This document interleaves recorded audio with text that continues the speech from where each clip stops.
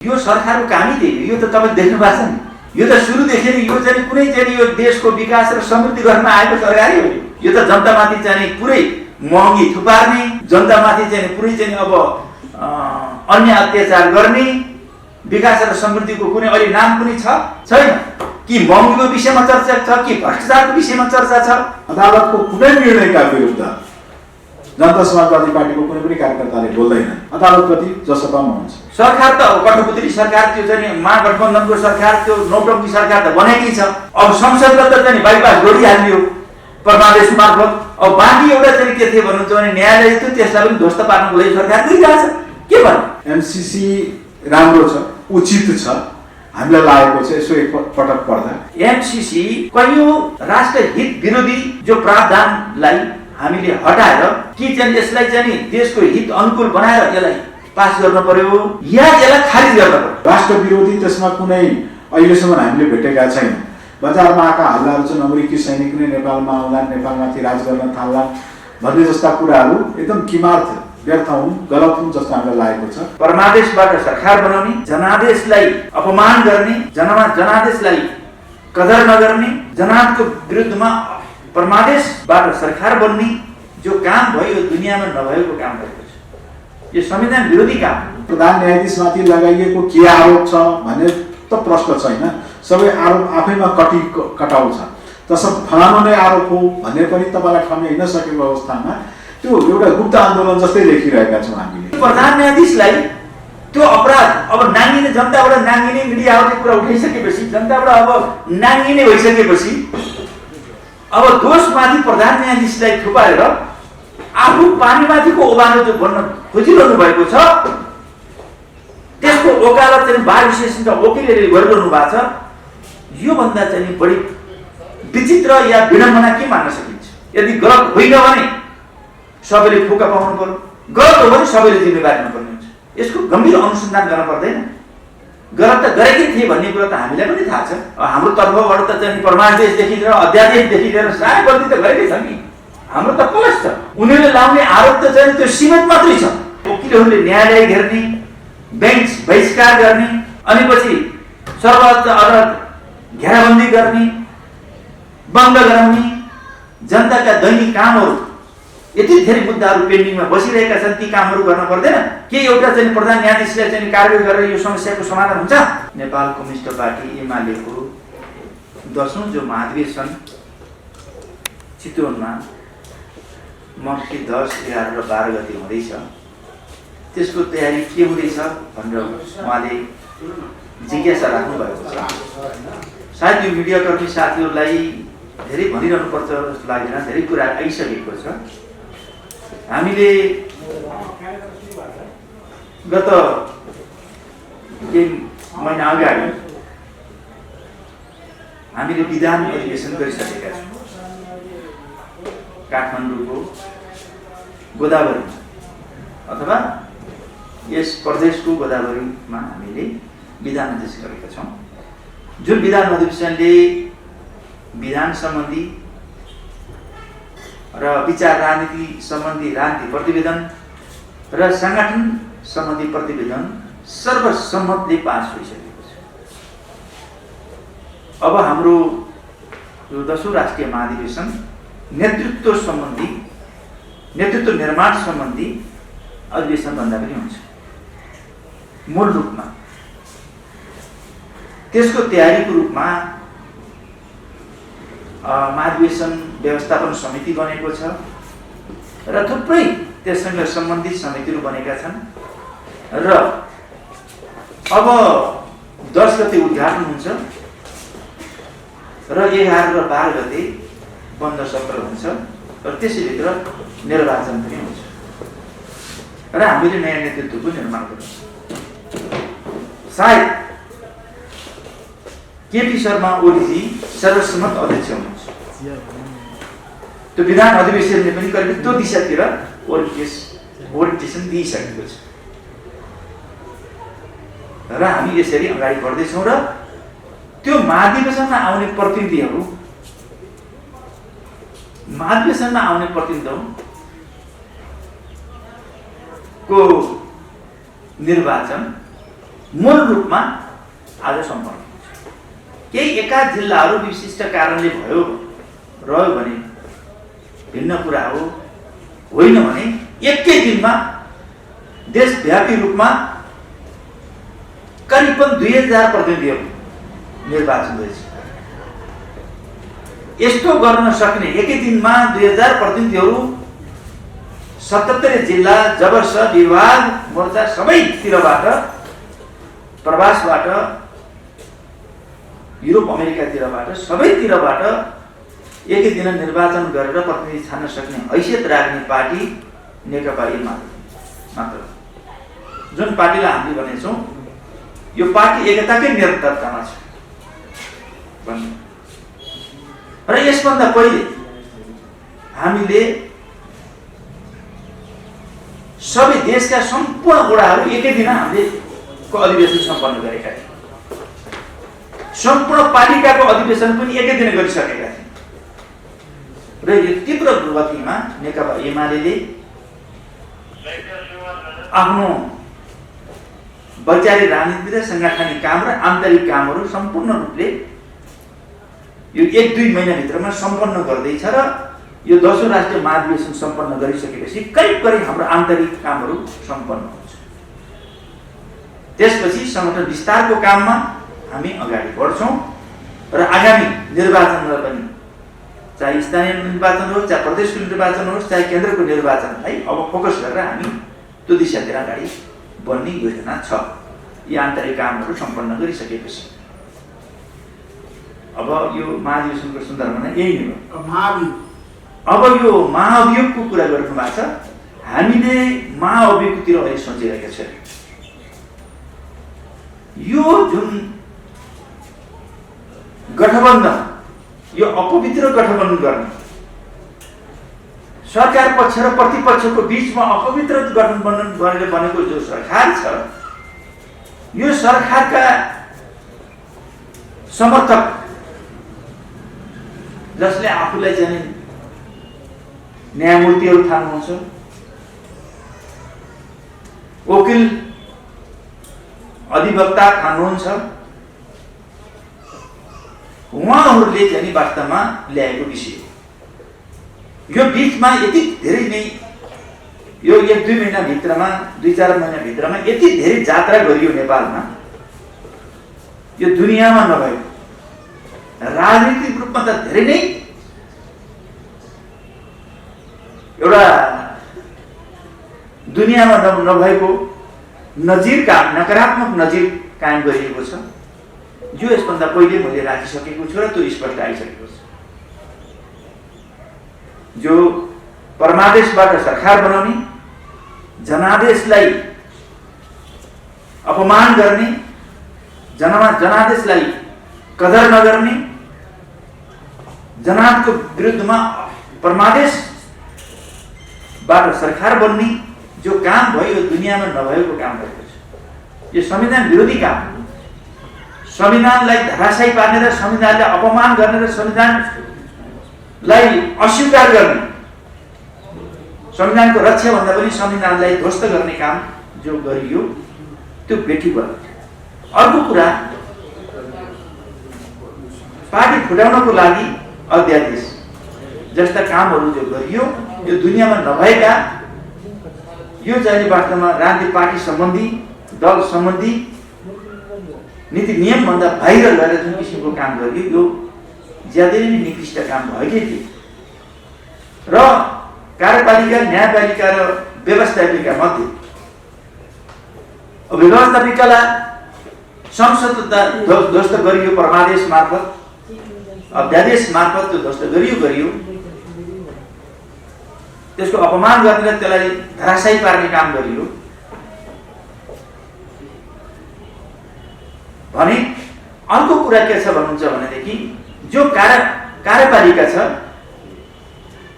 कार्यपालिकामा पनि कुनै एउटा सिस्टममा चलाइयो, सत्ता पक्षका मान्छेहरू प्रतिपक्षसँग मिलेर सरकार बनाउने, त्यो महागठबन्धन बनाउने, सरकारको विरुद्धमा विपक्षीहरूले गठबन्धन बनाउने, महागठबन्धन गराउने, सहकार्य गर्ने कुरा एकता गर्ने कुरा, कार्यता गर्ने कुरा स्वाभाविक मानिन्छ।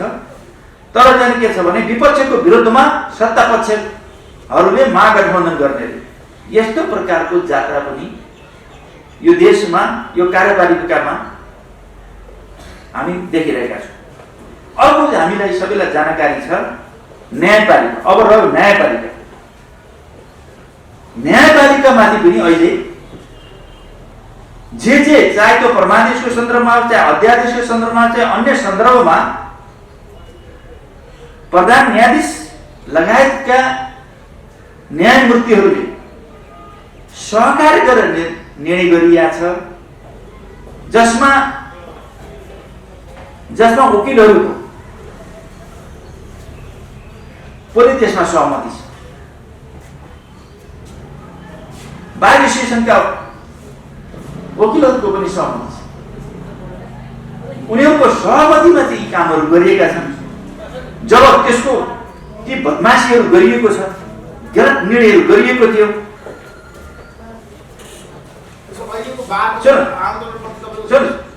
गरिएको थियो, अनि पछि प्रधान न्यायाधीशलाई त्यो अपराध अब नाङ्गिने, जनताबाट नाङ्गिने, मिडियाहरूले कुरा उठाइसकेपछि, जनताबाट अब नाङ्गिने भइसकेपछि अब दोषमाथि प्रधान न्यायाधीशलाई थुपारेर आफू पानीमाथिको ओभानो जो भन्न खोजिरहनु भएको छ, त्यसको वकालत चाहिँ बार एसोसिएसनका वकिलहरूले गरिरहनु भएको छ। यो भन्दा चाहिँ बढी विचित्र या विडम्बना के मान्न सकिन्छ? यदि गरेका हुन् भने जे निर्णय गरेका थिए त्यो निर्णय त सहमति लिएर सबै चाहिँ न्यायमूर्तिले गरेका थिए। जसले गरेका थिए सबैले चाहिँ कारबाही भोग्नु पर्यो, राजीनामा दिन पर्यो, कारबाही भोग्नु पर्यो, या सरकार पक्षले त्यसलाई चाहिँ महाअभियोग लाउने हो भने लाउनु पर्यो। यो सरकारको जिम्मेवारी हो। यो महागठबन्धनवालाहरूको चाहिँ योजना अनुसार चलेको काम हो। अनि बदनामभरि चाहिँ एउटा व्यक्तिमाथि थुपारेर आफू चोक यो सुमन्त मैले प्रधान न्यायाधीशले गल्ती गर्नु भएन भन्दैन म। उहाँहरूको अध्ययन होला, अनुसन्धान होला, तर सशर्ते हेर्दाखेरि त्यो जिम्मेवारी सबैले लिनुपर्ने हुन्छ। यदि गलत होइन भने सबैले फुका पाउनु पर्यो, गलत हो भने सबैले जिम्मेवारी लिनुपर्ने हुन्छ। यसको गम्भीर अनुसन्धान गर्न पर्दैन। गलत त गरेकै थिए भन्ने कुरा त हामीलाई पनि थाहा छ, त्यसको जिम्मेवारी सबैले लिन पर्दैन। कारबाही सबैलाई हुनु, राजीनामा सबैले दिनु पर्दैन। अनि पछि जुन प्रकारको न्यायाधीशले चाहिँ नि न्यायमूर्तिहरू चाहिँ हातपात गर्ने, न्यायालय वकिलहरूले न्यायालय घेर्ने, बेन्च बहिष्कार गर्ने, अनि पछि सर्वोच्च अदालत घेराबन्दी गर्ने, बन्द गराउने, जनताका दैनिक कामहरू यति धेरै मुद्दाहरू पेन्डिङमा बसिरहेका छन्, ती कामहरू गर्न पर्दैन? यसमा उनीहरू जिम्मेवार हुनु पर्दैन? के एउटा चाहिँ प्रधान न्यायाधीशले चाहिँ कारबाही गरेर यो समस्याको समाधान हुन्छ? उनीहरू चाहिँ पानीमाथिको ओभानो बन्न सक्छन्? यो एउटा क्वेसन छ। यो सरकारवादी पार्टीहरूले यो बुझ्नुपर्ने कुरा हो। त्यसकारण हामीले त प्रतिपक्षको नाताले यो सबै कमी कमजोरीहरू यथार्थहरू देखाइदिने कुरा हो। यसमा हाम्रो केही कमी कमजोरी छन्, हामीले कोही गलत मूल्याङ्कन गरेका छौँ अथवा पक्षपात गरेका छौँ, आग्रह पूर्वाको दृष्टिकोणले हेरेका छ भने भन्न सकिन्छ। हाम्रो भन्न सक्नुहुन्छ तपाईँ, ऋषिजीले भन्न सक्नुहुन्छ। हामीले कुनै चाहिँ आग्रह पूर्वाग राखेर भनेका छौँ, कसैको पक्ष लिने, कसैले चाहिँ गल्तीको पक्ष लिने, सही कुरालाई विरोध गर्ने गरेका छौँ भने हामी छलफल गर्छौँ। यो यथार्थ हो कि यो नेपाली जनताले, नेपाली राष्ट्रले, मिडियाले, दुनियाँको जनसमुदायले यो नजिकबाट हेरेको छैन। यसको चाहिँ सही प्रकारको मूल्याङ्कन हुनु पर्यो र गलतलाई गलत र सहीलाई सही भन्ने एउटा आँट हुनु पर्यो। अनि चाहिँ गलतलाई ढाकछोप गर्ने कुराहरू गर्न भएन। अपराध आफूले गर्ने, अनि पछि कसैको टाउकोमा थुपारेर आफू चोखो भन्न सकिन्न। त्यो जसले गल्ती गरेका छन् त्यसले जिम्मेवारी लिनुपर्दछ, त्यसको गम्भीर छानबिन र अनुसन्धान हुनुपर्दछ। अरू केही छ? त्यसमा अहिले प्रधान न्यायाधीशका मध्येले सबै न्यायाधीशहरूलाई चाहिँ हटाउनुपर्छ, हटायो अनि जो जसले त्यो चाहिँ नि कारबाहीमा ती निर्णयहरूमा गलत निर्णयहरूमा जो सहभागी छन्, जो दोषी छन्, सबैले त्यसको जिम्मेवारीमा पर्छ, कारबाहीको भागीदारी बन्नुपर्ने हुन्छ। गलत निर्णय भने चाहिँ कुन डिसिजनलाई भन्नुभयो? हँ? गलत निर्णयमा सहभागी भनेर चाहिँ कुन अब यिनीहरूले उठाएको जे कारणले उनीहरूले चाहिँ उस प्रधान न्यायाधीशमाथि गलत भन्न लगाएका छन् नि, सेटिङका कुरा, अनेक कुराहरूदेखि लिएर है, हाम्रो तर्फबाट त चाहिँ परमादेशदेखि लिएर अध्यादेशदेखि लिएर सारा गल्ती त गरेकै छ नि, हाम्रो त प्लस छ। उनीहरूले लाउने आरोप त चाहिँ त्यो सीमित मात्रै छ, त्यसमा त सबै मिलिजुली गरेका छन् नि। जो चिज बाहिर ओपन भयो, अब बदनाम भइयो भनेर अब मेन प्रधान न्यायाधीशलाई दोष लगाएर आफू उभाल्नु पर्ने, अथवा चाहिँ उनलाई चाहिँ एउटा दोष लगाएर फालिसकेपछि आफ्नो पालो प्रधान बन्नुपर्ने। त्यो महत्त्वकांक्षी कामहरूको भनेको त दुनियाँ तपाईँले बुझिरहनु, मिडियाका साथीले बुझ्नु जस्तो लाग्छ मलाई। यसलाई मैले तपाईँले बुझ्नु भएको छैन ढुङ्गो धारणा राखेँ। तपाईँ यो कुरा त छमछम्ती छ नि त, यसो कुनै लुकाइरहनु पर्ने कुरा त छैन। त्यसमा ठ्याक्कै अर्को कुरा एमसीसी पारित गर्नुपर्छ होइन, यो बारे तयार छ नि। अनि यो त सरकारको बिजनेसको कुरा हो। मैले त पहिले भनिसकेका थिएँ कि एमसीसी कैयौँ राष्ट्र हित विरोधी जो प्रावधानलाई हामीले हटाएर कि चाहिँ यसलाई चाहिँ देशको हित अनुकूल बनाएर यसलाई पास गर्न पर्यो या यसलाई खारिज गर्न पर्यो। यसमा झुन्डिएर बस्नु भयो भने यसमा अनिर्णयको बन्दी हुनु नभने आएको थिएँ मैले। यसो भन्दाखेरि टोपबहादुर रायमाझीले एमसी पास गर्नुपर्छ भन्यो भने त्यो होइन, मैले हो पास गर्ने भनेकै थिएँ। त्यो मेरो व्यक्तिगत कुरा। तर कुरो के छ भन्नुहुन्छ भने अब सरकार यसमा अलमलिएर बसिरहेछ, त्यो झुन्डिएर बसिरहेछ। सरकारले ल्याउनु पर्यो नि बिजनेस, यो के गर्ने भन्ने कुरा हामीले त आफ्नो धारणा राखेका छौँ। सरकारले यसलाई विषयवस्तु अगाडि सार्यो भने हामीले कसरी सार्छ, यसलाई हुबहु पास गर्ने भन्छ कि अथवा यसलाई चाहिँ परिमार्जित गरेर पास गर्ने भन्छ कि अथवा पास नगर्ने भन्छ कि सरकारले पहिले ल्याउनु पर्ने आफ्नो धारणा। अहिले त हामीले आफ्नो धारणा ल्याएर पास गर्ने स्थितिमा छैनौँ त, हामी प्रतिपक्ष छौँ। त्यसैले यो कुरा त स्पष्टै छ, यसमा त पहिले पनि भनिदिइरहेको छ।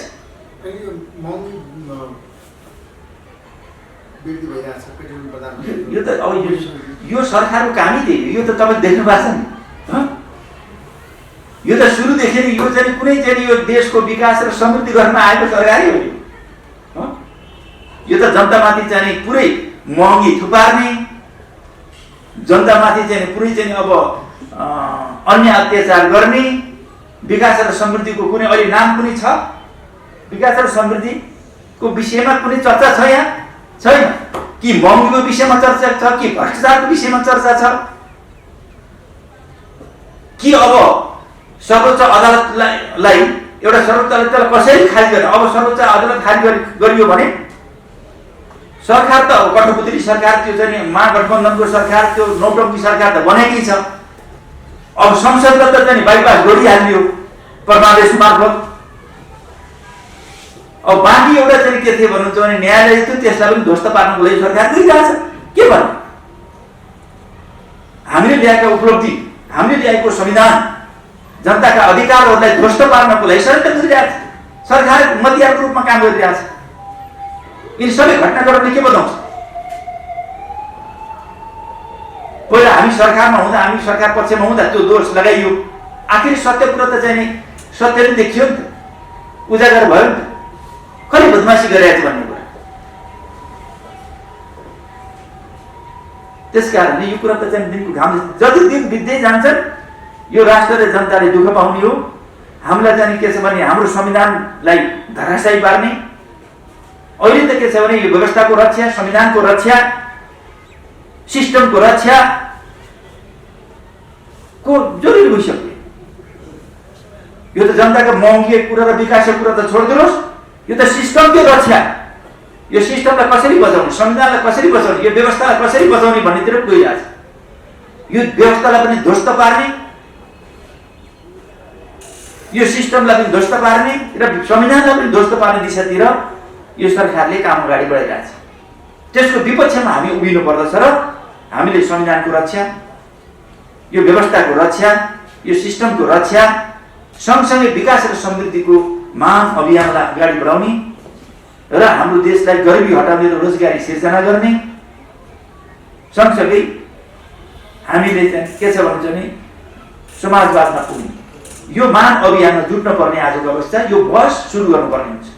यो जुन तरिकाले गइरहेछ, यो भद्रको यो सिस्टमलाई नै कोल्याप्स पार्ने तरिकाले गइरहेछ, यसको विरुद्धमा नेपाली जनतालाई अलिकति राम्रोसित बुझाउने र यसको विरुद्धमा एकजुट हुने आजको आवश्यकता। हामी त्यही दिशातिर लागिरहेको छौँ। अहिले पार्टीको आन्तरिक काममा छौँ। हामी आन्तरिक कामहरू पुरा गरिसकेपछि, हामीले साङ्गठनिक वैचारिक राजनीतिक साङ्गठनिक काम पुरा गरिसकेपछि हामीले यी सबै विषयवस्तुलाई अगाडि उठाएर यी चाहिँ जनविरोधी, विकास विरोधी, यो संविधान विरोधी, व्यवस्था विरोधी सबै महागठबन्धनका यी मतियारहरूलाई नेपाली जनताले साइड लगाउँछन् भन्ने लाग्छ। यो नेपाली जनताले राम्रो बुद्धि गइरहेछन् भन्ने लाग्छ। हातमा उसले आफ्नो झन्डा थमाएको छ। त्यो 10औं महाधिवेशनको उहाँलाई शुभकामना। त्योभन्दा बाहेक हामीले अन्य भन्नुपर्ने केही छँदै छैन। जहाँसम्म यो पेट्रोलियम पदार्थको मूल्य वृद्धि या बजार भावको मूल्य वृद्धिको कुरा छ, त्यो कसैको लागि पनि आत्मीय हुनै सक्दैन। त्यो तपाईँलाई सबैका लागि हानिकारक नै हो। तर सरकारकै हिसाबले होइन, नेपाल आयल निगम भएर पनि सोच्नु पर्दछ। नेपाल आयल निगमले आफैले भाउ बढाएको जस्तो मलाई लाग्दैन। अपेक कन्ट्रीहरूको तेल आयात निर्यातमाथि एउटा कन्ट्रोल छ। त्यो कन्ट्रोल, त्यो ओपेक कन्ट्रीहरूमा भाउ बढेपछि दैनिक 6 करोड हो कि त्योभन्दा पनि बढी घाटा बेहोरिरहेको नेपाल आयल निगमले आफ्नो मूल्य समायोजनको क्रममा आज भाउ वृद्धि गरेको छ। यद्यपि यो भाउ वृद्धि आत्मीय हुनै सक्दैन, यसका हामी पनि निन्दा नै गर्छौँ। तर उसले भाउ वृद्धि नगरोस् र मूल्य समायोजन चाहिँ जनताको पकेट अनुसार गरोस् भन्ने हिसाबले म त के भन्छु भने अन्तर्राष्ट्रिय मुलुकहरूमा हामीले देख्यौँ त्यो अनुभवहरूलाई हामीले आत्मसात गर्नुपर्दछ। मैले भारतकै उदाहरण दिएँ। भारतमा त तपाईँलाई यो खाना पकाउने ग्यासमा सब्सिडी दिइएको रहेछ। त्यो काम भारत पेट्रोलियमले गर्दैन, त्यो भारत सरकारले गरेको छ, त्यहाँको मोदी गभर्मेन्टले गरेको छ। हामीले पनि त्यसरी अति उपभोग्य वस्तु, जस्तो ग्यास त अति उपभोग्य वस्तुमध्ये हो, मट्टीतेल पनि अति उपभोग्य वस्तुमध्ये हो, डिजल पेट्रोल तपाईँलाई विलासिता साधन नै भन्नु पर्दछ। तर जो अति उपभोग्य वस्तु छ त्यसमा सब्सिडी दिने काम नेपाल सरकारले गर्न सक्नुपर्दछ, न कि नेपाल आयल निगमले गर्न सक्ने हो। यद्यपि भाउ वृद्धि त्यसले सबैमा मार पारिरहेको हुन्छ। हामी दैनिक उपभोगका अन्य वस्तुहरूमा पनि, हामीले यातायातका भाडाहरूमा पनि सबैमा मार पारिरहेको हुन्छ। तसर्थ मैले त्यो मूल्य वृद्धिलाई समायोजन गर्न नेपाल आयल निगमलाई दोषी नठहराइकन पनि मैले यो निर्णयलाई आत्मीयता मान्दै मानेको। अब यहाँ कुरो चलेको थियो, तपाईँलाई एमसिसीको बारेमा पनि अघि क्वेसन आएको थियो। एमसिसीलाई जनता समाजवादी पार्टीले बरु नजिकबाट निहालिरहेको छ, एकदम नजिकबाट हामी निहालिरहेका छौँ। एमसिसी राम्रो छ, उचित छ, हामीलाई लागेको छ। यसो एकपटक पढ्दा हाम्रो पार्टीले त्यसलाई एकदम राम्ररी नै अध्ययन गरिरहेको छ। तर संसदमा हाम्रो हैसियत, टो बहादुरजीले त के भन्नु नि सरकारको विषय हो, तर सरकारको विषय होइन। सरकारले त एमसिसीको बारेमा एक प्रकारको एउटा सम्झौता गर्यो। यो संसदको विषय हो, संसदको 2/3बाट पारित हुने विषय हो। तसर्थ संसदको विषय भएपछि संसदको प्रत्येक सदस्यको दायित्व हुन्छ, संसदमा प्रतिनिधित्व गर्ने प्रत्येक पार्टीको दायित्व हुन्छ। तसर्थ टो बहादुरजीले भने जस्तै यो सरकार मात्रको विषय होइन, यो संसदकै विषय हो। संसदकै विषय भएकोले हामीले राम्ररी अध्ययन गरिरहेका छौँ। संसदमा हाम्रो हैसियत भनेको जाबो 20-25 सांसदको हैसियत छ। हामी 24-25 जना सांसदले गरेको निर्णय नै एमसिसीको बारेमा अन्तिम निर्णय हुनै सक्दैन। तर हामीले एमसिसीलाई एकदम सकारात्मक रूपमा लिएका छौँ। हामी अध्ययनको क्रममा छौँ। जनता समाजवादी पार्टीले राम्ररी त्यसलाई अवलोकन गरिरहेको छ र राष्ट्र विरोधी त्यसमा कुनै अहिलेसम्म हामीले भेटेका छैनौँ। बजारमा आएका हल्लाहरू चाहिँ अमेरिकी सैनिक नै नेपालमा आउलान्, नेपालमाथि राज गर्न थाल्लान् भन्ने जस्ता कुराहरू एकदम किमार्थ, व्यर्थ हुन्, गलत हुन् जस्तो हामीलाई लागेको छ। अहिलेसम्मको प्रावधान बडो प्रयास पश्चात धेरै मुलुकले एप्लाई गरेपछि त्यसमध्ये नेपालले त्यो एमसिसीको एउटा अनुदान हामी पाइरहेका छौँ। त्यो अनुदानका केही शर्तहरू त हुन्छन् नै। त्यो तपाईँलाई अमेरिका देशले हामीलाई सहानुभूतिपूर्वक दिएको, त्यसलाई हामीले सामान्य यसो हेर्दा प्रथम पटाक्षेपमा हेर्दा स्वीकार गर्नुपर्छ भन्ने जस्तो लाग्छ। यद्यपि त्यसको बारेमा अन्तिम निर्णय बिस्तारै हाम्रो पार्टीले गर्दै जानेछ। सबभन्दा महत्त्वपूर्ण कुरो उठाउनु भएको थियो अदालतको विषय। हामी एउटा अनुशासित पार्टी हौँ। जनता समाजवादी पार्टी एउटा अत्यन्त अनुशासित पार्टी हो। सुरुदेखिको हाम्रो के छ भने नि अदालतप्रति नेपाली जनताको अगाध आस्था छ। अदालतले कसैलाई तिमी हत्यारा हो, तिमीलाई फाँसी दिनुपर्छ भनेपछि पनि त्यसलाई स्वीकार हुने यो मुलुकमा, तिमीलाई आजन्म कैद दिनुपर्छ भनेर त्यो आजन्म कैद पनि स्वीकार्ने यो मुलुकमा अदालतप्रति कसैको अनास्था होला भन्नै सकिन्न। अदालतप्रति अगाध आस्था छ। अदालतको कुनै निर्णयका विरुद्ध जनता समाजवादी पार्टीको कुनै पनि कार्यकर्ताले बोल्दैनन्, त्यो हाम्रो लागि प्रिय होस् अप्रिय होस्। तर हामी आफ्नो पार्टीको हित अहितलाई देखेर अथवा स्वार्थी मनचित्तले अदालतका कुनै निर्णयका विरुद्ध बोल्ने नै गरेका छैनौँ। तसर्थ पनि म फेरि दोहोऱ्याउँछु, अहिले चलिरहेको अदालतको त्यो आन्दोलन, यद्यपि जनता समाजवादी पार्टीको दुनियाँभरिमा चलेको कुनै पनि विधिको लागि चलेको आन्दोलन, तपाईँलाई के भन्छ भाषाको लागि चलेको आन्दोलन, समानताको लागि चलेको आन्दोलन, समाजवाद स्थापनाका लागि चलेको आन्दोलन, सबैप्रति हाम्रो सोलिडारिटी छ। यहीँ बसेर भए पनि ऐक्यबद्धता छ। तर अदालतमा जारी अहिले आन्दोलनको बारेमा हामी एकदम मौन छौँ। जानेर निर्णित रूपले नै मौन छौँ र भन्छौँ, हो हामी त्यसमा पढ्न चाहन्नौँ। मलाई के लाग्दछ भने बार एसोसिएसनले जस्ता विद्वान अधिवक्ताहरूको एउटा थलो, तपाईँलाई श्रीमानहरू, त्यस्ता विद्वान श्रीमानहरू नै आन्दोलनको अङ्ग भएकोले त्यो आन्दोलनले छिट्टै निकास पाउला। तपाईँहरूले सोधे जस्तै अहिले प्रधान न्यायाधीशमाथि लगाइएको के आरोप छ भन्ने त प्रश्न छैन। सबै आरोप आफैमा कटाउ छ। तसर्थ फलानु नै आरोप हो भन्ने पनि तपाईँलाई ठम्याइ नसकेको अवस्थामा त्यो एउटा गुप्त आन्दोलन जस्तै देखिरहेका छौँ हामीले। खैर त्यो आन्दोलनको विरुद्ध पनि केही बोल्नु छैन। त्यो आन्दोलनप्रति हाम्रो ऐक्यबद्धता या समर्थन गरेर भौतिक रूपले हामी उभिनेवाला पनि छैनौँ। र प्रधान न्यायाधीशमाथि महाभियोग लगाउनलाई पनि कमसेकम तपाईँलाई साधारण बहुमत त महाभियोग प्रस्ताव दर्ता गर्न चाहिन्छ। पारित हुन त 2/3 नै चाहिन्छ। त्यति ल्याएर त्यति सङ्ख्याबल भएको पार्टी पनि जनता समाजवादी पार्टी होइन। हामी गठबन्धनमा आबद्ध छौँ। भोलि हाम्रो गठबन्धनले 5 दलीय गठबन्धनले नै केही निर्णय गर्यो भने अदालतको बारेमा, त्यतिखेर हामी सोचौँला। तर अहिले जनता समाजवादी पार्टी यो आन्दोलनसँग आफूलाई छुट्याएर आफूलाई अलग्गै राखेको छ, अरू केही त छैन। त्यसो भए ठ्याक्कै के भन्नुहोस् भने अहिलेको अवस्थामा जस्तो नेपाल भारत सम्बन्धमा मोदीको नेपाल भ्रमण कति सम्बन्ध? यो एकदम एउटा महत्त्वपूर्ण कुरो हो। नेपाल र भारतको बिचमा तपाईँलाई अरू बिचमा केही सम्बन्ध होला, तर नेपाल र भारतको बिचमा जनस्तरको सम्बन्ध छ। जनता र जनताका बिचका सम्बन्ध, त्यो सम्बन्ध भनेको के भन्छ माता सीतादेखि अहिलेसम्म चलिआएको छ। राम र सीताको विवाह भन्दा पनि पहिले सम्बन्ध थियो होला, त्यतिखेर सीमा नै थिएन होला। हामी त जनजनमा छौँ। अहिले पनि भर्खर बितेको छैठ कसले कसरी मनायो भन्दा पनि दुवै देशका जनताले सिमिलर तरिकाले मनाए, सोही दिन मनाए। त्यस्ता चाडपर्व, आत्मीयता, वैवाहिक सम्बन्ध, पारिवारिक सम्बन्ध स्थापित दुई मुलुकको बिचमा यो सम्बन्ध दुनियाँकै सबभन्दा उत्कृष्ट सम्बन्ध हो। हामीले भर्खर प्रधानमन्त्री सामान्य शेरबहादुर देउवाजी र भारतको प्रधानमन्त्री नरेन्द्र मोदी बिच भएको भेटघाट पश्चात नरेन्द्र मोदीजीले नेपाल आउने इच्छा प्रकट गर्नुभएको जस्तो सुनियो। त्यो हाम्रो लागि अत्यन्त तपाईँलाई गौरवको विषय हो।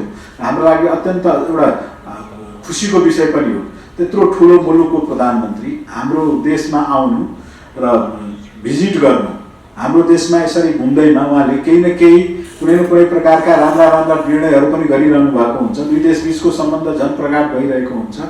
नेपाली जनता भारतको त्यो प्रधानमन्त्रीजीलाई स्वागत गर्न आतुर छ। नेपाल र भारत बिचको सम्बन्ध सधैँ अमर रहोस् भनेर हामी चाहिरहेका हुन्छौँ। अब जसपा जस्तो एउटा राष्ट्रिय पार्टी अहिले राष्ट्रिय राजनीति नै अदालतमा न्यायालयलाई लिएर वाद विवाद, यो राष्ट्रिय राजनीति नै अदालतमा केन्द्रित भइरहेको अवस्थामा जसपा जस्तो राष्ट्रिय पार्टीले न्यायालयको विषयमा हामी केही बोल्दैनौँ भनेर भन्नु कतिको सन्दर्भ हुन्छ है? यो जनता समाजवादी पार्टी मात्र होइन, हामीलाई नानीदेखि लागेको बानी मैले फेरि रिपिट गरेँ। अदालतको बारेमा अन्य विषयमा पनि राजनीतिक दलले बोल्नु हुँदैन भन्ने अनुशासित पार्टी हो। हामी पहिला पनि अदालतले गरेका कुनै पनि निर्णयको पक्ष विपक्षमा बोलेका थिएनौँ।